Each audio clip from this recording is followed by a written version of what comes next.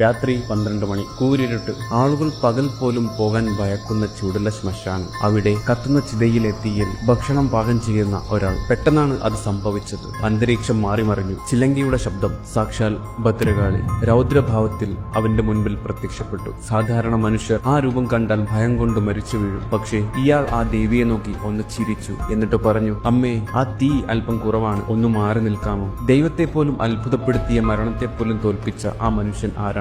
അയാൾ ശരിക്കും ഭ്രാന്തനായിരുന്നു, അതോ ഈ ലോകം കണ്ട ഏറ്റവും വലിയ ജ്ഞാനിയായിരുന്നു? ഇന്ന് നമ്മൾ കയറാൻ പോകുന്നത് രായിരനെല്ലൂർ മലയിലേക്കാണ്, നാറാണത്തു ഭ്രാന്തന്റെ കഥയിലേക്ക്. കേരളത്തിന്റെ ഐതിഹ്യങ്ങളിൽ ഏറ്റവും വലിയ അത്ഭുതം. വരരുചിയുടെ 12 മക്കൾ, പറയിപ്പറ്റ പന്തിരുകുലം, അഗ്നിഹോത്രി മുതൽ പെരുന്തച്ചൻ വരെ, ജാതിക്കും മതത്തിനുമപ്പുറം മനുഷ്യത്വം പഠിപ്പിച്ച 12 പേർ. അതിൽ ഒരാൾ മാത്രം വ്യത്യസ്തനായിരുന്നു. പാലക്കാട്ടെ ചെത്തല്ലൂർ എന്ന ഗ്രാമത്തിലെ നാറാണത്തു മംഗലത്ത് ഇല്ലത്താണ് അദ്ദേഹം വളർന്നത്. ചെറുപ്പത്തിൽ തന്നെ വേദങ്ങൾ പഠിച്ചു, ശാസ്ത്രം പഠിച്ചു. പക്ഷേ ലോകം കണ്ടത് അദ്ദേഹത്തിന്റെ അറിവിനെയല്ല, അദ്ദേഹത്തിന്റെ വിചിത്രമായ പെരുമാറ്റത്തെയാണ്. അഴുക്കുപിടിച്ച വസ്ത്രം, എപ്പോഴും ചിരിക്കുന്ന മുഖം, ഉറക്കം ശ്മശാനത്തിൽ. നാട്ടുകാർ അദ്ദേഹത്തെ ഭ്രാന്തനെന്ന് വിളിച്ചു. പക്ഷേ ആ ഭ്രാന്തിനുള്ളിൽ ലോകം കാണാത്ത ഒരു സത്യമുണ്ടായിരുന്നു. എല്ലാ ദിവസവും രാവിലെ അദ്ദേഹം രായിരനെല്ലൂർ മലയുടെ താഴെയെത്തും. ഭീമാകാരമായ ഒരു കല്ല്, 10 പേർ വിചാരിച്ചാൽ പോലും അനങ്ങാത്ത കല്ല്. അദ്ദേഹം അത് തനിയെ ഉരുട്ടാൻ തുടങ്ങും. വെയിൽ കൂടുന്തോറും കല്ലിന്റെ ഭാരം കൂടും. ശരീരം വിയർത്ത് കുളിക്കും, ശ്വാസം കിട്ടാതെയാകും. എന്നാലും വിടില്ല. മണിക്കൂറുകൾ നീളുന്ന പരിശ്രമം. ഒടുവിൽ ആ കല്ല്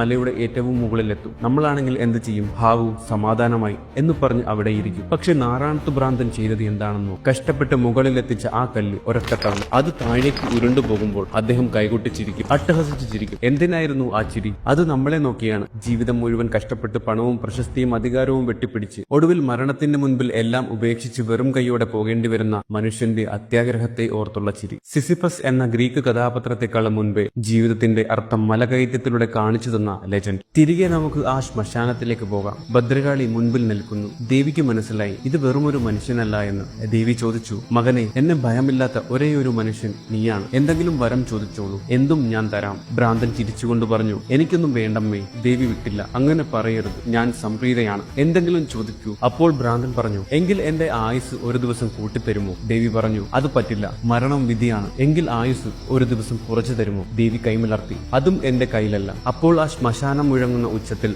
ഭ്രാന്തൻ ചിരിച്ചു. ജീവൻ കൂട്ടാനും പറ്റില്ല, കുറയ്ക്കാനും പറ്റില്ല. പിന്നെ എന്തിനാണ് ദേവി നിങ്ങൾ അഹങ്കരിക്കുന്നത്? ദേവി പകച്ചുപോയി. ഒടുവിൽ അദ്ദേഹം പറഞ്ഞു, ശരി, എന്നാൽ എന്റെ ഇടത്തെ കാലിലെ ഈ മന്ത് വലത്തെ കാലിലേക്ക് ഒന്ന് മാറ്റി തന്നേക്കൂ. മരണത്തെ പോലും കളിയാക്കിയ നിമിഷം, ഈ ലോകത്ത് ഒന്നിനെയും പേടിക്കേണ്ടതില്ല എന്ന് തെളിയിച്ച നിമിഷം. ഇന്നും പാലക്കാട് പട്ടാമ്പിക്കടുത്ത് രായിരനെല്ലൂർ മലയിൽ ആ കല്ലും നാറാണത്തു ഭ്രാന്തന്റെ പ്രതിമയുമുണ്ട്. തുലാമാസത്തിലെ 1-ാം തീയതി അവിടെ ആയിരങ്ങൾ മല കയറാൻ എത്താറുണ്ട്. അദ്ദേഹത്തെ ചങ്ങലയിട്ട കാഞ്ഞിരമരം ഇന്നും അവിടെയുണ്ട്. ആ മരത്തിൽ